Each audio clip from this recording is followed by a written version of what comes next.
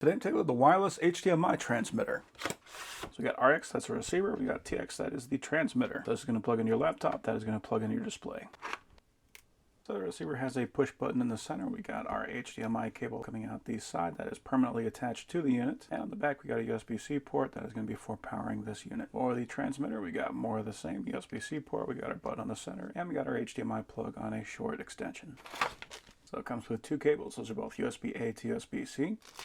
And it comes with a couple of adapters, so that has to adapt from an HDMI to a mini HDMI or micro HDMI. So if you want to transmit from a camera or something like that to your display, you have these as that option. And we got our instructions. So it says I can handle a data rate of 4.95 gigabit per second, maximum resolution 1920 by 1080 at 60 Hertz. And it says that we got an LED on here to let us know what the status is. So this will light up and stay solid to let us know that we got no problem. If it is flashing, that means they have an abnormal signal. So I'm going to plug the receiver into the back of the display. And we'll supply that with power.